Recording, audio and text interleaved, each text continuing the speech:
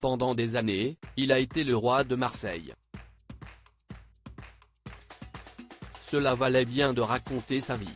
Ce jeudi 6 juillet, Netflix a dévoilé la première bande-annonce de sa mini-série sur Bernard Tapie. Sur les écrans le 13 septembre prochain, celle-ci raconte le destin hors du commun de l'homme d'affaires décédé en 2021. Une sortie qui ne plaît toujours pas au clan.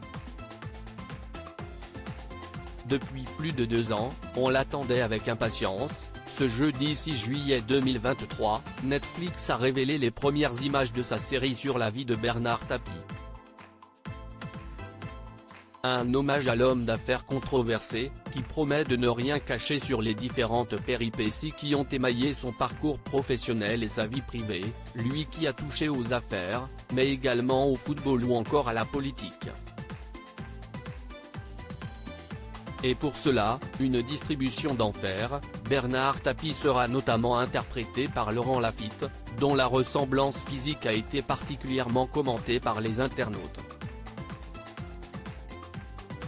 Sur Instagram, si certains ont du mal à voir les points communs entre les deux hommes, d'autres ne tarissent pas d'éloges sur le choix de l'acteur. L'acteur incarne super bien le rôle, super choix Laurent Lafitte pour ce rôle, ou encore Laurent Lafitte est un de ces acteurs qui savent tout jouer, peut-on lire.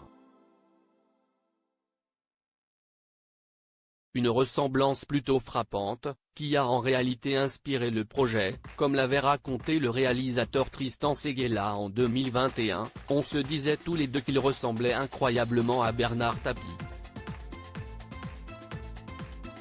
On s'est fait la réflexion à peu près au même moment.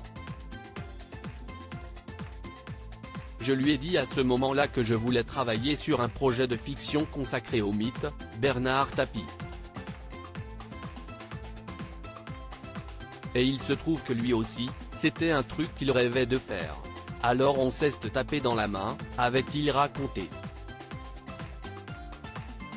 Cependant, d'autres rappellent que l'homme, père de 4 enfants, Nathalie et Stéphane, d'un premier mariage, Laurent et Sophie ensuite, était contre ce projet.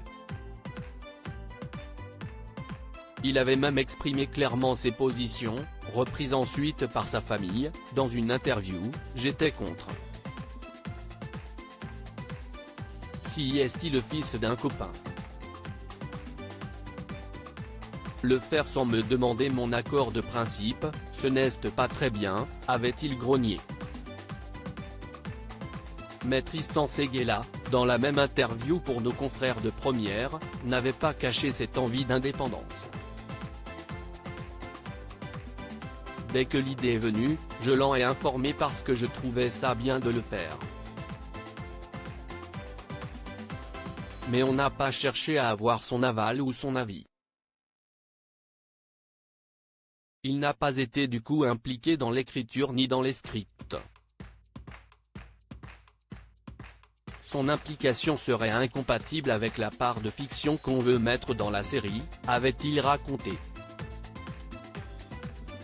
Un projet qui met également en scène d'autres acteurs comme Joséphine Japy, Camille Chamou ou encore Antoine Reynards et Hakim Gemili.